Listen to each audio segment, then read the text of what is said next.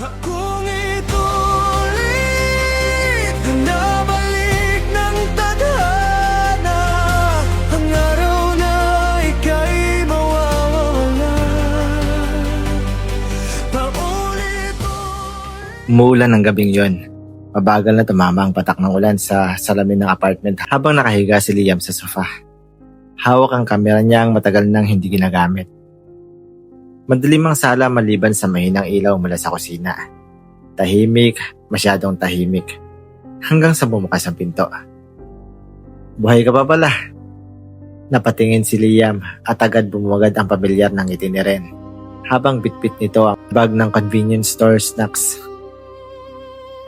Basang-basa ang buhok nito sa ulan. At bakit parang mamamatay ka na naman dyan sa mukha mo? Dagdag ni Ren habang hinuhubad ang jacket. Hindi sumagot si Liam. Sanay na si Ren doon. Sa loob ng 2 taon nilang relasyon. Alam nitong hindi madaldal si Liam. Tahimik itong magmahal. Tahimik magalit, tahimik masaktan. Pero ngayong gabi, parang may kakaiba. Lumapit si Ren at naupo sa center table sa harap niya. Tingnan mo ako. Mabagal na tumingin si Liam. Ngumiti si Ren. Good. Akala ko frozen ka na. Napailing si Liam bago bahagyang natawa. Maliit lang. Pero sapat na iyon para lumiwanag ang mukha ni Ren. Success. Bulong nito na parang bata. Minsan naisip ni Liam kung paano naging posible na mahalin siya ng isang taong tulad ni Ren. Masyado itong mainit para sa malamig niyang mundo. Ipasok ka bukas? Tanong ni Liam. Pinuksan ni Ren ang noodles cup. Meeting lang. Ikaw? Shoot sa hotel. Yung creepy building. It's not creepy. Tanga, may multo raw doon. Napabuntong hininga si Liam. Hindi ako naniniwala sa multo. Niwala ka na. Baka mamaya sinusundan ka na. Tumayo si Ren at biglang lumapit sa likod niya. Pagkatapos, may hinan nitong niyakap si Liam mula sa likuran. Automatic na tumahimik ang paligid. Parang huminto saglit ang mundo. Pagod ka? Tanong ni Ren. Hindi agad sumagot si Liam. Oo. Mentally, bahagya siyang tumango. May na siyang hinaplos ni Ren sa buhok. Then, rest. Ipinikit ni Liam ang mata niya sa lahat ng magulong bagay sa buhay niya. Si Ren lang ang parang tahanan. At siguro iyon ang dahilan kung bakit takot na takot siyang mawala ito. Hindi niya alam. Ilang oras na lang meron sila. Magandang araw mga kwentong Pinoy BL. Ako si Eldren, ang inyong narrator. Kung bago ka pa lang sa channel na ito, huwag mong kalimutang pindutin yung subscribe button at i-click yung notification bell para lagi kang updated sa mga susunod na kwento. At kung ikaw ay matagal nang nagsusubaybay ng channel na ito, maraming salamat sa patuloy na suporta. Bago tayo magsimula, kung magustuhan mo ang kwento, huwag kalimutang i-like ang video at mag-iwan ng komento. Gusto ko marinig ang inyong mga opinion at mga nararamdaman. Ready ka na ba? Tara, simulan na natin ang kwento sa araw na ito. Sila. Lunes, October 14. 7:13 a.m. Nagising si Liam sa tunog ng alarm. Napangiwi siya habang hinahanap ang cellphone sa bedside table. Kainis, maaga pa. Pero may kakaiba. Mabigat ang dibdib niya. Parang may masamang mangyayari. Pagmulat niya, nakita niya si Ren sa kusina habang sumasayaw na nagluluto ng itlog. Naka-oversize shirt lang ito at magulo pa ang buhok. Good morning, zombie! Napakurap si Liam. Hindi niya alam kung bakit, pero gusto niyang yakapin agad si Ren. Ngayon din. Anong tingin mo dyan? Natatawang tanong ni Ren.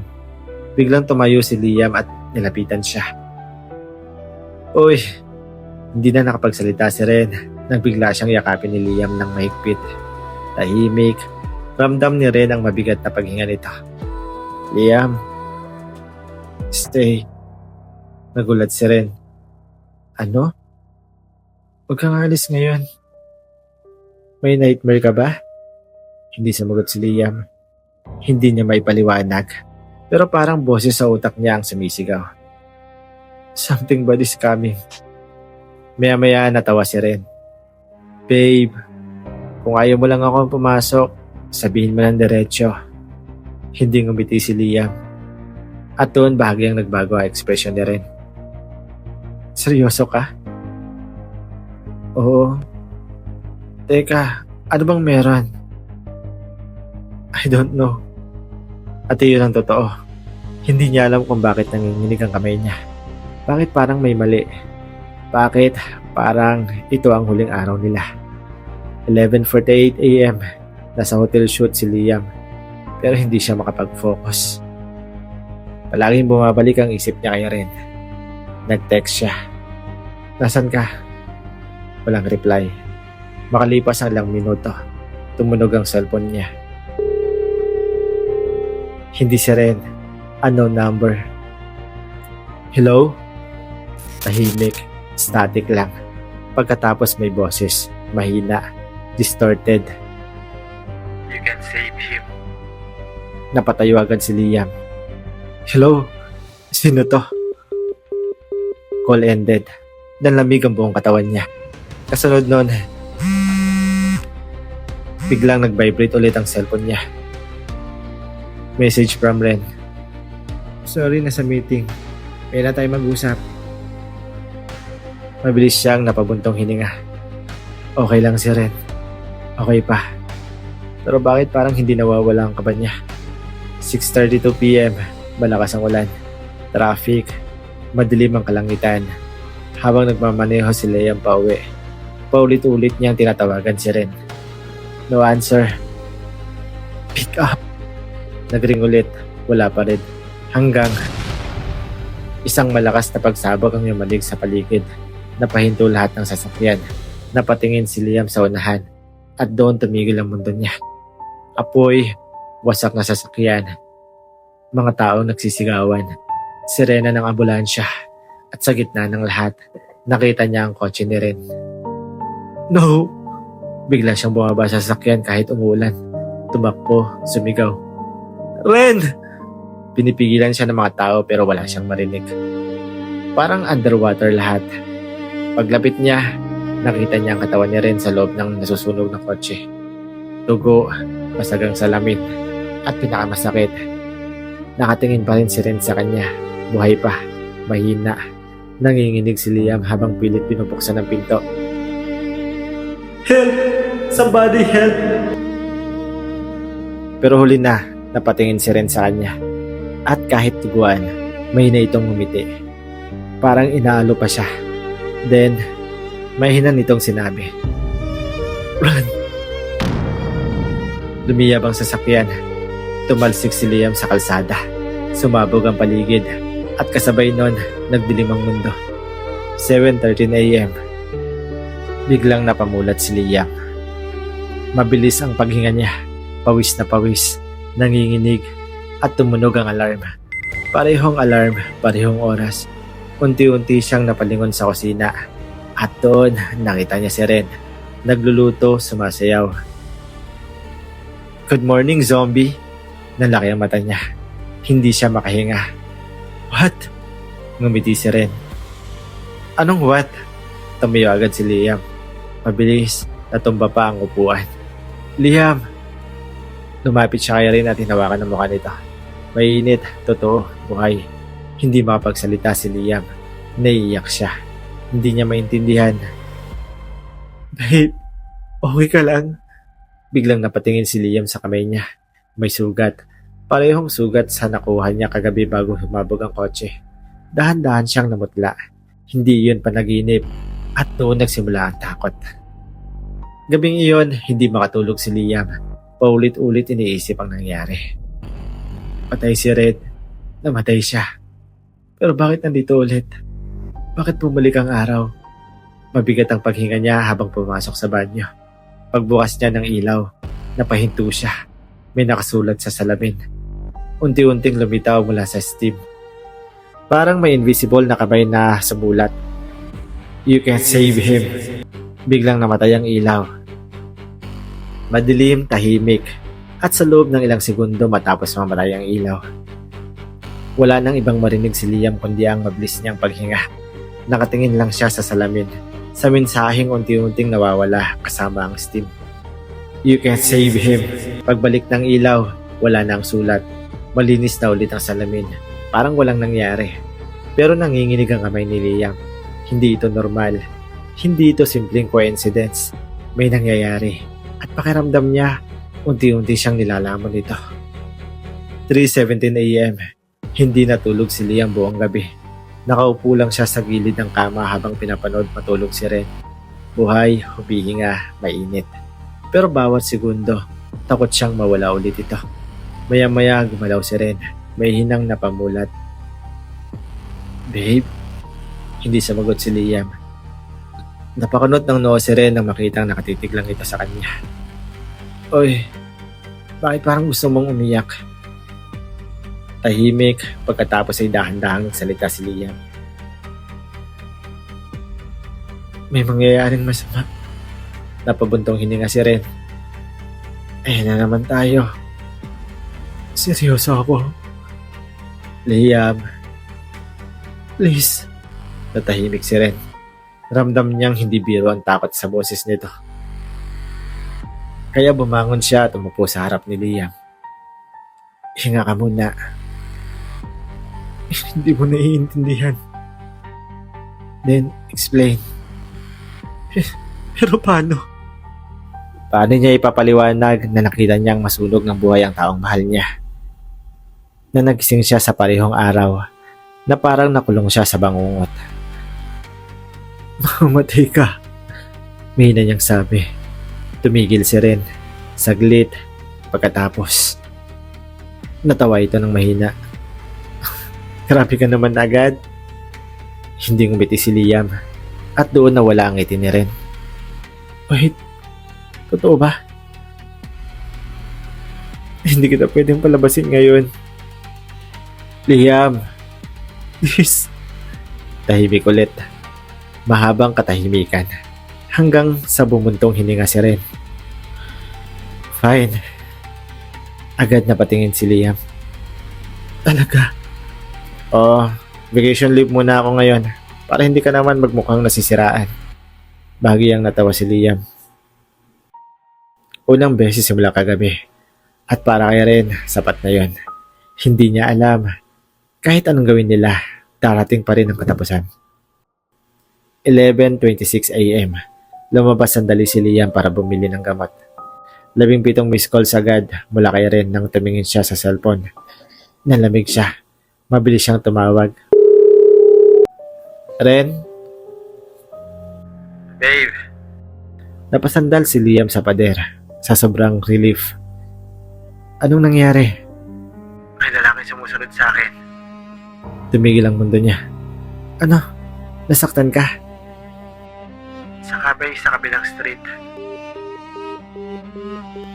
Naputol ang tawag. Ren! Mabilis na tumakbo si Liam. Hindi niya pinansin ang ulan. Hindi niya pinansin ang mga taong nababangga niya. Ang mahalaga, mahanap si Ren. Pagdating niya sa cafe, wala ito. Tahimik ang paligid. At doon niya nakita, sa kabilang kalsada, si Ren. May kausap na lalaki. Naka-black na hoodie. Hindi niya makita ang muka. Pero parang nakatingin ng diretso kay Liam. Kahit malayo, kahit tatakpan ng ulan, nanlamig ang likod ni Liam. Pagkurap niya, wala nang lalaki. At si Ren naman ay papalapit sa kanya. Babe. Hinawakan agad ni Liam braso nito. Sino yan? Hindi ko alam. Bigla lang siyang lumapit. Anong sabi niya? Namutla si Ren. Sabi niya, tumigil ito. You can keep him alive forever. Parang may humawak sa dibdib ni Liam. Parehong linya, parehong warning. Ano ba talaga ang nangyayari? 7:41 p.m. Hindi mapakali si Liam. May pattern, may connection lahat. Kaya habang naliligo si Ren, palihim niyang chinek ang laptop nito. At doon, may nakita siyang folder. Nakalock, name, Lazarus. Nanlamig siya. Mabilis niyang binuksan gamit ang birthday ni Ren. Nag-open. At agad bumugad ang daan-daang files. medical records, brain scans, memory diagrams, at isang picture. Picture ni Ren sa hospital bed. Dated 2 years ago. What the hell? Biglang may nagsalita mula sa likod. Hindi mo dapat nakita yan. Napalingon si Liam. Nakatayo si Ren sa pintuan ng kwarto. Basang-basa ang buhok. Tahimik ang muka. Pero iba ang tingin nito ngayon. Hindi malambing, hindi warm. Takot. Ano to? Tanong ni Liam. Hindi sumagot si Ren. Ano tong Lazarus? Close the laptop. Answer me! Biglang lumapit si Ren at mabilis na isinara ang laptop. Nagulat si Liam. Anong tinatago mo? Tahimik. Pagkatapos ay mahinang nagsalita si Ren.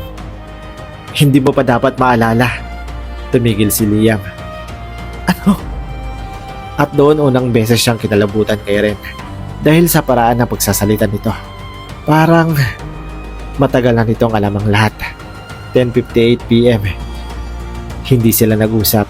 Tahimik lang ang apartment. Nakaupo si Liam sa sofa habang si Ren naman ay nasa balcony. Nagyoyosi habang umuulan. Maya-maya ay nagsalita si Liam. Ilang beses na nangyari to? Hindi gumalaw si Ren. I don't know. Sinungaling. Humigop ng usok si Ren bago tumingin sa kanya. Pagod ang mga mata nito. Mas marami kaysa sa kaya mong tanggapin. Nanigip ang dibdib ni Liam. Alam mo? Yes. Kailan ba?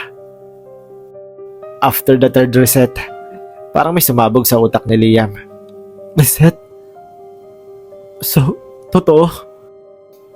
Hindi siya baliw, hindi pa naginip. Teka, may na niyang sabi. Ilang beses ka nang namatay? Tahimik, masyadong tahimik. At doon niya nakuha ang sagot. Marami na. Sobrang dami na. Unti-unting namuha ang luha sa mata ni Liam. Why didn't you tell me? Ngumiti si Ren. Masakit. Because every time I do, huminto siya. You break. 11:43 PM. Tumunog ang cellphone ni Liam.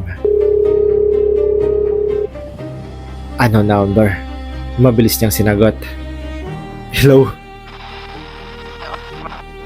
Static pagkatapos. Isang recorded voice. Subject and stability increasing. Napakunot ng noo si Liam. Who are you? Memory collapse imminent. Stop this! Then, may narinig siyang pagsigaw mula sa kusina. Liam! Mabilis siyang tumakbo palabas. At doon, nakita niya si Ren na nakaluhod sa sahig. Tumudugo ang ilong, nanginginig. Ren! Mabilis niya itong sinalo. Mainit ang katawan nito, pero parang mawawala ng malay. Biglang nag-flicker ang ilaw. 1, 2, 3. Kasabay noon, nagkaroon ng matinding headache si Liam. At may pumasok na image sa utak niya. Dugo, ulan, kotse, at si Ren. Umiiyak. Kasalanan mo to. Napahawak si Liam sa ulo niya. Ah! Biglang tumigil lahat. Tahimik. Mabigat ang paghinga nilang dalawa. Dahan-dahang tumingin si Ren sa kanya. May luha sa mata at galit. Purong galit. Tumayo ito. At umalingaw-ngaw sa buong apartment ang sampal. Natigilan si Liam. Nanginginig si Ren habang umiiyak. At ilang beses mo pa akong papatayin bago ka makinig. Nanlaki ang mata ni Liam. Ano? Biglang namatay lahat ang ilaw. Madilim, walang ilaw, walang tunog, at sa gitna ng apartment. Nakatayo si Liam habang ramdam pa rin niya ang hapdi ng sampal sa pisngi niya. Sa harap niya, mahina ang paghinga ni Ren. Pero pareho silang nilamon ng dilim. Pero mas nakakatakot ang katahimikan. Dahil unang beses, nakita ni Liam ang takot sa mata ni Ren. Hindi takot na mamatay, kundi takot sa kanya. Pagbalik ng ilaw, wala na si Ren. Ren! Mabilis tumakbo si Liam palabas ng apartment. Basang-basa ang hallway dahil sa may sirang pipe sa kisame. Tahimik, walang tao. Ren! Bumukas ang elevator sa dulo. Walang laman. Pero may tumutulong dugo sa loob. Nalamig ang buong katawan niya. Dahan-dahan siyang lumapit. At doon niya nakita isang lumang picture. Picture nilang dalawa ni Ren. Sunog ang kalahati. At sa likod nito, may nakasulat na gamit ang pulang tinta. He died 2 years ago. Napatras si Liam. Hindi. Imposible. Buhay si Ren. Kasama niya, nahawakan niya, nayakap niya. So, bakit pa ulit-ulit lumalabas ang parehong mensahe? At bakit pakiramdam niya? Unti-unti siyang nawawala ng grip sa realidad. Wednesday, October 16, 8:02 a.m. Nagising si Liam sa couch. Wala si Ren. Tahimik ang apartment. Mabilis siyang tumayo. Ren! Walang sagot. Pero may naamoy siyang sunog. Mabilis siyang tumakbo papunta sa kusina. At natigilan siya. Nandun si Ren. Tahimik na nagluluto at nagtotoast. Parang walang nangyari kagabi. Good morning! Napakurap si Liam. Ano? Hindi lumingon si Ren. Toast! Ren! Relax. Mabagal itong humarap. Ngumiti, pero pilit. Hindi pa ako patay ngayon. Hindi alam ni Liam bakit mas lalong nakakatakot yun. 10:31 a.m. Nasa biyahe sila. Tahimik lang sa kotse habang umuulan sa labas. Mahigpit ang hawak ni Liam sa manibela. Habang si Ren naman ay nakatingin lang sa bintana. Maya-maya, may hina itong nagsalita. May gusto ako ipakita sa'yo. Hindi sumagot si Liam, pero sumunod siya. 11:48 a.m. Minto sila sa isang abandonadong medical facility sa labas ng syudad. Luma, kinakalawang ang gate, at halos wala ng tao. Pagbaba ni Liam, nakaramdam agad siya ng kakaibang sakit sa ulo. Parang may memories na pilit bumabalik. Anong lugar to? Tahimik lang si Ren habang naglalakad papasok. Hanggang makarating sila sa isang lumang laboratory room. Basag ang salamin, may mga lumang hospital beds at mga documents na nagkalat sa sahig. Pagkatapos, may tinuro si Ren. Isang faded logo sa pader. Project Lazarus. Nanigip ang dibdib ni Liam. Ren! Dahan-dahang humarap si Ren at doon niya nakita. Pagod na ito. Parang ilang taon nang walang pahinga. 2 years ago, may nuntong sabi. Namatay ako dito. Tumigil ang mundo ni Liam. What? Clinically dead, 7 minutes. Hindi makahinga si Liam. No! Yes. Unti-unting lumapit si Ren. Nakasidente tayo noon. Biglang sumakit ang ulo ni Liam. Flash, ulan, kotse, sigawan. Napahawak siya sa sentido. Liam. Stop! Look at me. Mabagal siyang napatingin kay Ren. At doon niya nakita. Ang lungkot. Matinding lungkot. Binuhay nila ako gamit ang experimental memory reconstruction. Hindi maintindihan ni Liam. Anong ibig sabihin nun? Hindi na dapat ako buhay. Tahimik, mabigat. Pero may side effect. Lumapit si Ren sa monitor at pinindot ito. Biglang umilaw ang lumang screen. May video. Hospital footage. Date October 16, 2 years ago. At doon, nakita ni Liam ang sarili niya. Tuguan. Nakasigaw. Habang hawak-hawak si Ren na walang malay. Sa video, paulit-ulit sinisigaw ni Liam. Save him! Please, save him! Mabilis ang paghinga ni Liam habang pinapanood yan. Parang may kutsilyong umikot sa dibdib niya. Hindi ko maalala. Because they erased the part of your memories. Nalaki ang mata niya. Lazarus. Nakaupo si Liam sa sahig habang pilit na inaabsorb ang lahat. Hindi niya alam ano ang paniniwalaan. Masyadong imposible. Pero bakit pakiramdam niya? Totoo lahat. Bakit nag-reset ang time? Tahimik si Ren sandali. Pagkatapos ay mahina itong nagsalita. Because my memories are collapsing. What? Tuwing mamamatay ako, bumabalik ako sa consciousness mo.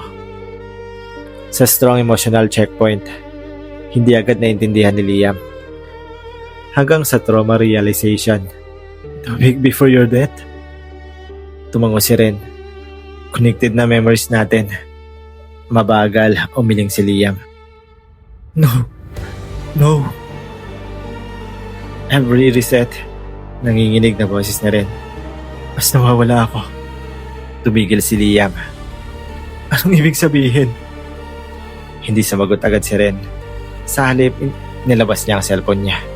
May picture silang dalawa. Pero habang tinitingnan ni Liam, biglang nag-glitch ang mukha ni Ren sa screen. Parang distort pixels. Parang hindi stable. Napatras si Liam. What the hell? May ngumiti si Ren. Masakit. Hindi ko naalala ang favorite color ko. Nalamig si Liam. Ren, hindi ko na maalala ang first kiss natin. Stop! At mahinang nanginig ang boses nito. Nahihirapan ako maalala ang mukha mo. Parang gumuha ang dibdib ni Liam. Biglang tumulo ang luha niya. No! Lumapit agad si Ren at hinawakan ang mukha niya. Mainit, malambot. Pero nanginginig. Listen to me carefully. Mabagal na patingin si Liam. At the end of day 7, huminga ng malalim si Ren. I will disappear. 4:42 p.m. Pauwi na sila nang biglang may humarang na sasakyan sa gitna ng daan. Napapreno si Liam. What the? Pagtingin niya, bumaba si Marcus. Basang-basa sa ulan at seryoso ang mukha nito. Get out of the car! Nanigip ang dibdib ni Liam. Marcus! Pero hindi siya tinignan nito. Si Ren. Hindi na natin kayang kontrolin to, sabi ni Marcus. Tahimik si Ren. Too late, sagot nito. Biglang sumakit ang ulo ni Liam. Mas malala kaysa dati. Flash, sigawan, ulan. At si Ren, nakatulak sa gitna ng kalsada. Dahil sa kanya, nanlaki ang mata ni Liam. Biglang umatras siya. No! Mas mabilis ang flash ngayon. At malinaw. Siya iyon. Siya ang nagtulak kay Ren. No! Napahawak siya sa ulo niya habang bumagsak sa kalsada. Nanginginig, hindi makahinga. Hindi! Mabilis siyang nilapitan ni Ren. Liam! Ako? Tumulo ang luha niya. Ako ang pumatay sa'yo. Tahimik. At sa katahimikang yon, nakuha niya ang sagot. Gabing-gabi na, mag-isa si Liam sa banyo. Nakatingin siya sa salamin. Tuguan ang ilong niya dahil sa sobrang sakit ng ulo. Hindi siya makapaniwala. Siya ang dahilan. Siya ang dahilan ng lahat. Pagkatapos, may lumabas na refleksyon sa likod niya. Si Ren. Pero hindi gumagalaw. Nakatayo lang. Nakatingin. Madilim ang mata. At dahan-dahang nagsalita. Now do you remember what you did to me? Biglang nabasag lahat ng ilaw. Tunog ng basag na salamin. Sunod-sunod. Parang may pumutok sa loob ng apartment. Habang nilalamon ng dilim ang paligid. Napatihaya si Liam sa sahig ng banyo. Habang hawak ang ulo niya. Hindi niya alam alin ang mas masakit. Ang migraines niya o ang alaala. Paulit-ulit niyang nakikita. Ulan, sigawan at tugo. At si Ren na nahulog sa gitna ng kalsada dahil sa tulak niya. No! No! Nanginginig siya. Aksidente lang. Pero kahit siya mismo, hindi na siya sigurado kung maniniwala siya doon. Pagkatapos, biglang bumukas ang ilaw. Tahimik at wala na si Ren sa likod niya. Mag-isa ulit siya. Thursday, October 17, 6:44 a.m. Nagising si Liam sa sofa. Masakit ang katawan niya. Parang ilang araw siyang hindi nakatulog. Mabagal siyang nakaupo habang pilit na naalala kung ano ang totoo. kung alin ang memory, kung alin ang hallucination. Pagtingin niya sa paligid, wala si Ren. Nanikip ang dibdib niya agad. Ren! Tahimik ang apartment. Mabilis siyang tumayo at naglibot. Wala. Hanggang sa napansin niya. May picture frame sa mesa. Picture nilang dalawa. Pero this time, wala nang mukha si Ren. Blurred na lang. Parang nabura. Nanlamig si Liam. Hindi ito normal. Unti-unting nawala si Ren. Literal. 9:13 a.m. Mabilis nagmaneho si Liam papunta sa police station. Kailangan niya ng sagot. At iisa lang ang taong alam niyang may tinatago. Si Marcos. Pagpasok niya ng opisina, agad siyang sinalubong ng malamig na tingin nito. Parang inaasahan na niya. Naalala mo na? Tanong ni Marcos. Hindi nagpaligoy-ligoy si Liam. Ako ba ang pamatay kay Ren? Tahimik. Mahabang katahimikan. Hanggang sumagot si Marcos. Hindi ganun kasimple. Answer me! Napatingin lahat ng tao sa paligid nila. Pero walang pakialam si Liam. Durog na siya. Pagod na. 2 years ago, mabagal na sabi ni Marcos. Nag-away kayo.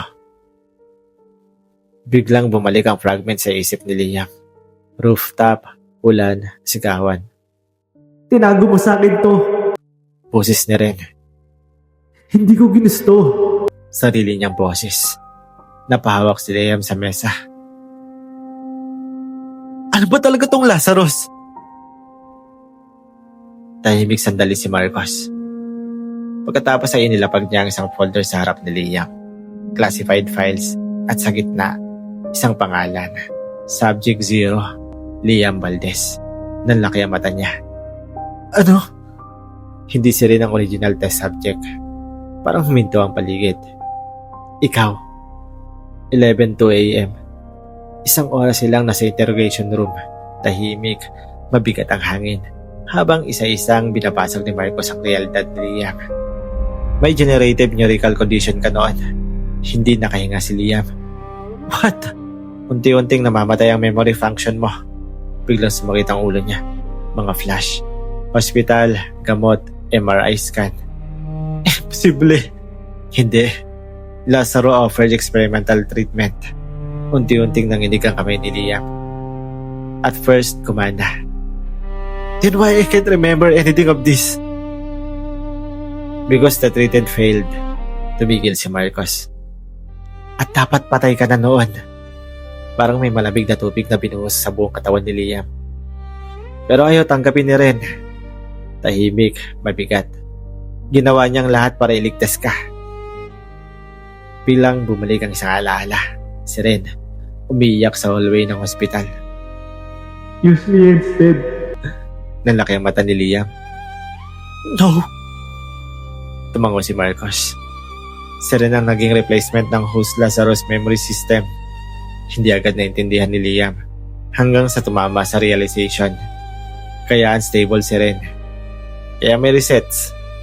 Kaya siya nawawala. Because he was never meant to survive it. 2:36 p.m. Umuulan na makita ni Liam si Ren sa rooftop ng abandonadong building. Parehong rooftop mula sa fragment memories niya. Tahimik lang itong nakatingin sa city lights. Parang matagal nang naghihintay. Dahan-dahan lumapit si Liam. Totoo ba? Hindi lumingon si Ren. Oo. Pumigat ang dibdib ni Liam. So all this time, mahina siyang natawa. Broken. Ikaw pa lang namatay para sa akin. Tahimik si Ren. Pagkatapos, tumango siya. Biglang tumulo ang luha ni Liam. Why? Why would you do that? Ngumiti si Ren. Pagod. Because I love you. Parang may pumiga sa puso ni Liam. Hindi niya kinaya. Bigla niyang hinatak si Ren sa yakap. Mahigpit, desperado. I'm sorry. Ramdam niyang mahina ang tibok ng puso nito. Parang humihina. Parang unti-unting nawawala. Hindi ko sinasadya. Tahimik si Ren habang yakap siya. I know. At iyon ang pinamasakit. pinatawad siya nito kahit pagkatapos ng lahat. 5:58 p.m. Nakaupo sila sa rooftop floor habang umuulan. Tahimik lang. Pagod na pareho. Maya-maya ay nagsalita si Liam. Ilang resets na. Tapangiti si Ren ng mahina. Hindi ko na mabilang. Nanikip ang dibdib ni Liam. Every time, huminga ng mabagal si Ren. You try to save me. Then why do you still die? Tahimik. Pagkatapos, mahinang sabagot si Ren. Because the systems always correct itself. Napakunot ng noo si Liam. What does that mean? Unti-unti tumingin si Ren sa kanya. At doon niya nakita. Takot. Hindi para sa sarili. Kundi para kay Liam. Hindi dapat ako buhay. Mabigat ang katahimikan. Every reset is killing both of us. Biglang nag-flicker ang paligid. Parang glitch. At sa unang pagkakataon, nakita ni Liam ang katawan ni Ren na literal na nagdi-distort. Pixels, static. Para silang video file. Ren? Mabilis niya itong hinawakan. Pero nanginig si Ren sa sakit.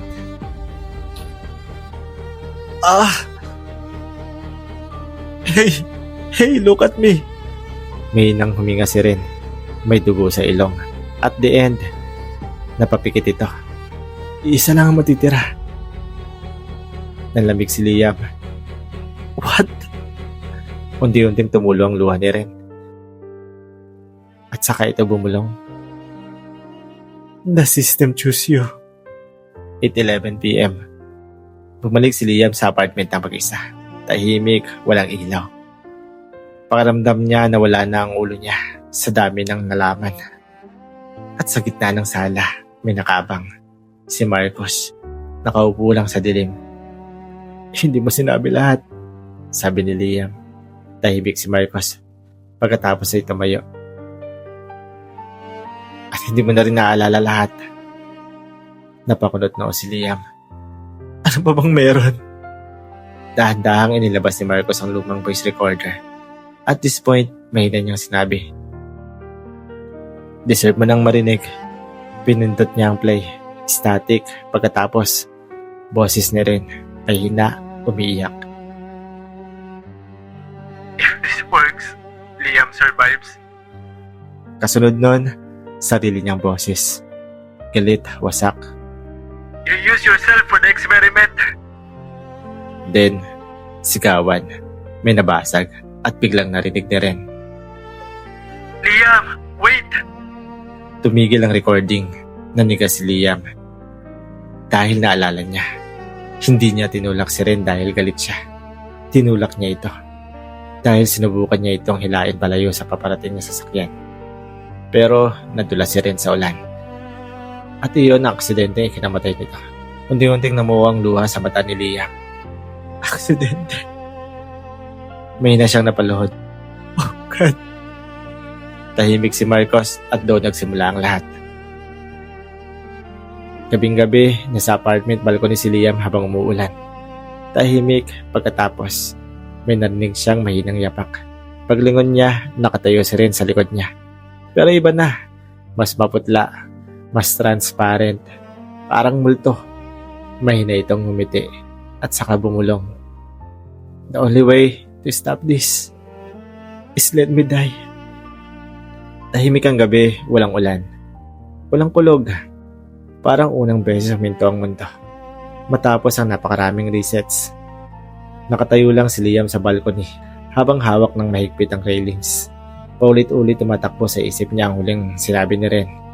The only way to stop this is let me die. Pero paano? Paano niya hayaang mawala ang taong dahilan kung bakit pa siya nabubuhay? Sa likod niya, naroon si Ren. Tahimik, maputla, parang unti-unting binubura ng hangin. At ang pinakamasakit, paminsan-minsan, nagiglitch na ang katawan nito. Parang static sa sirang TV. Parang hindi na ito totoong tao. Friday, October 18, 7:13 a.m. Nagising si Liam. Agad siyang naupo, tahimik. Walang reset, walang rewind. Walang alarm na paulit-ulit. Nanlamig siya. Ito na ang final time. No more second chances. Mabilis siyang tumingin sa kabilang side ng kama. Nandun si Ren. Mahina ang paghinga habang natutulog. Pero nang magising ito, unang beses iba ang tingin nito. Parang nalilito. Oh, bagyang ngumiti si Ren. Sorry, tumigil ito. Ano ulit pangalan mo? Parang may dumurog sa dibdib ni Liam. Hindi siya agad nakasagot. Nanginig ang labi niya. Liam. Right. May natumango si Ren. Pero halatang pilit. Parang nahihirapan na talaga itong maalala siya. At doon na-realize ni Liam. Nagsimula na ang pagkawala. 10:22 a.m. Hindi na sinubukan ni Liam na pigilan ang tadhana. Hindi na siya naghahanap ng suspect. Hindi na siya nag-iimbestiga. Hindi na siya lumalaban sa system. Sa halip, kinugol niya ang araw kasama si Ren. Simple lang, tahimik, totoo. Kumain sila ng instant noodles sa convenience store habang nagtatawanan dahil sa sobrang anghang. Naglakad sila sa ilalim ng mahinang ulan nang walang payong. Pumasok sa lumang arcade at kahit sira kalahati ng machines, pinilit pa rin ni Ren na maglaro. Tingnan mo to, proud itong sabi habang hawak ng toy gun. Tatalo kita. Hindi ka nga marunong. Excuse me? Makalipas ang 5 minuto, talong-talo si Ren. Napatawa si Liam. Yung totoong tawa. Hindi pilit at ilang segundo nakalimutan niyang mawawala ito. Pero biglang tumigil si Ren. Nakatitig lang sa kanya. Ang ganda ng tawa mo. Ngumiti si Liam. Aliw. Hindi, seryoso. Mahinang ngumiti si Ren. Parang first time kong narinig. At doon muling bumigat ang dibdib ni Liam. Dahil para kay Ren, parang first time nga. Unti-unting nabura ang lahat ng memories niya. Nasaba sila ng walang destinasyon. Tahimik lang habang dumadaan ang ilaw ng syudad sa bintana. Nakasandal si Ren sa balikat ni Liam. Pagod, mahina. Liam? Masaya ba tayo noon? Napapagit si Liam. Sobra. May hinang natawa si Ren. Good. Tumigil sandali. Pagkatapos, sorry. Nanigip ang dibdib ni Liam. Para saan? Hindi ko na maalala. At doon tuluyang nabasag ang puso niya. Mabilis niyang hinawakan ang kamay ni Ren. Okay lang. Pero hindi okay. Hindi magiging okay. 5:56 p.m. Sunset. Nasa rooftop sila. Parehong rooftop kung saan nagsimulang lahat. 2 taon na ang nakakaraan. Malakas ang hangin, tahimik ang city lights. Habang nakaupo si Ren sa gilid, nakatingin lang ito sa kalangitan. Takot ka? Tanong ni Liam. Mahinang ngumiti si Ren. Oo. Sa mamamatay? Umiling ito. Sa makalimutan ka? Tumigil ang paghinga ni Liam. Maya-maya ay nagsalita ulit si Ren. Can I ask something? Anything? Did you love me? Agad tumulo ang luha ni Liam. Hindi niya kinayang tanong. Dahil kahit nawala na ang lahat kay Ren, hinahanap pa rin ito ang sagot na iyan. Mabagal siyang lumapit at tinawakan ang mukha nito. I love you in every timeline. Tahimik at unti-unting namuwang luha sa mata ni Ren. Parang may bahagi sa kanya na nakakaalala. Kahit saglit lang. Pagkatapos, mahina itong umiti at bumulong. Then maybe that's enough. 7:01 p.m. Biglang sumakit ang ulo ni Liam. Sobrang lala. Napahawak siya sa ulo habang nagpi-flicker ang paligid. Liam! Biglang na-distort ang mundo. Parang sirang pelikula. Narinig niya ang sigawan.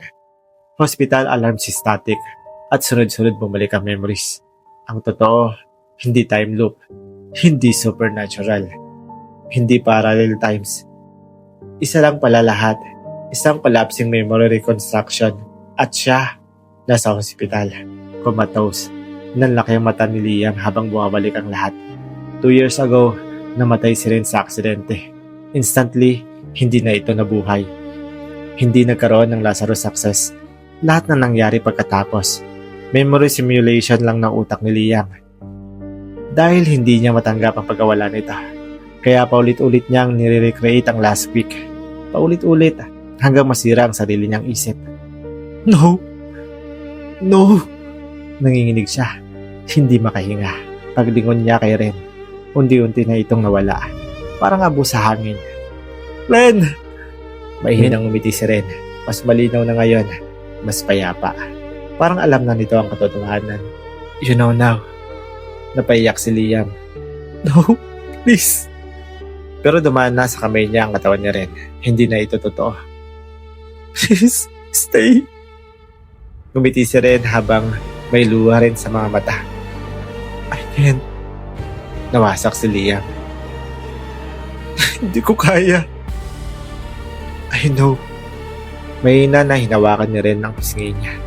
Mainit pa rin kahit imposible. But you have to leave this time. At doon, tuluyang naglaho si Ren. Kasabay ng pagpagsak ng mundo sa paligid. Hospital room. Mabagal na nagmulat ng mata si Liam. Maputing kisame. Mahinang tunog ng machines. At unang beses patapos ang 2 taon. Gising siya. Totoo, mahina siyang napalingon. May lalaki nakaupo sa gilid ng kama. Si Marcos, mas matanda na. Mas pagod. Nanlaki ang mata ni Liam. Marcos!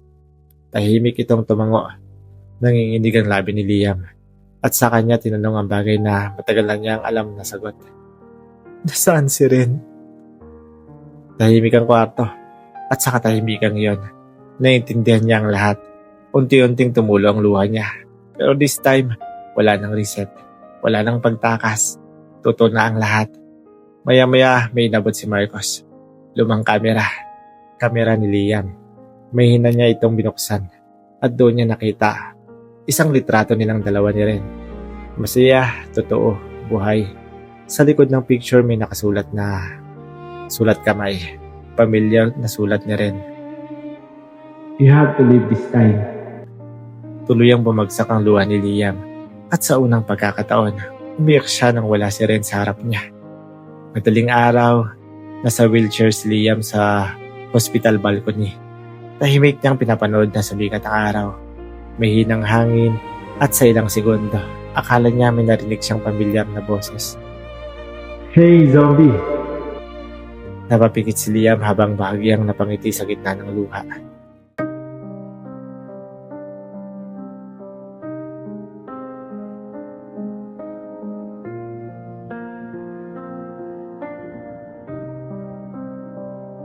Tahimik na gabi, umulan na naman. Nakatingin sa salamin, pero bakit parang wala na ko roon bawat segundo? Parang inulit lang mga salitang hindi nasabi bago ka nawala. Hinahabol kita sa mundong pabalik, pero habang lumalapit ako, mas lalo kang nawawala. Hinahabol kita sa mundong pabalik, pero habang lumalapit ako, mas lalo kang nawawala. Akong ituloy na balik ng tadhana, ang araw na ika'y mawawala. Paulit-ulit, kahit anong iligtas ko, ako rin pala ang dahilan mo. At kung ito na ang huli nating gabi, sana maalala mo pa rin na minahal kita sa bawat buhay, sa bawat reset. Ikaw lang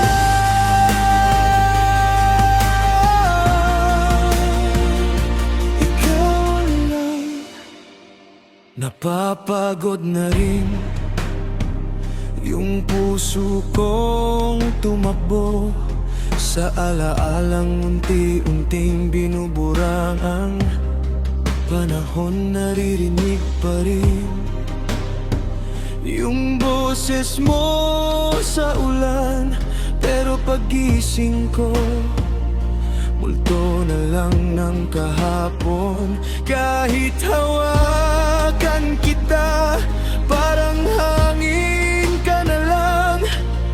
At bawat mahal kita, paalam na pala.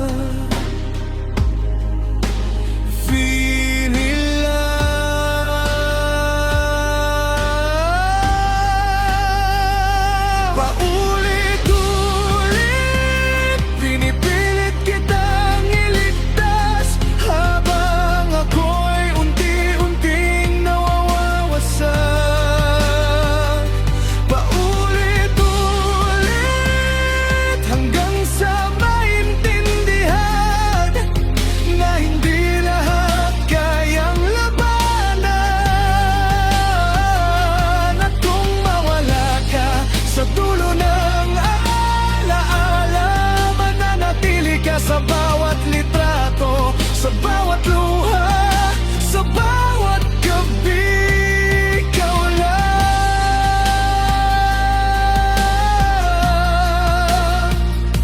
ikaw lang. Zombie. Hey, zombie. Hey, zombie.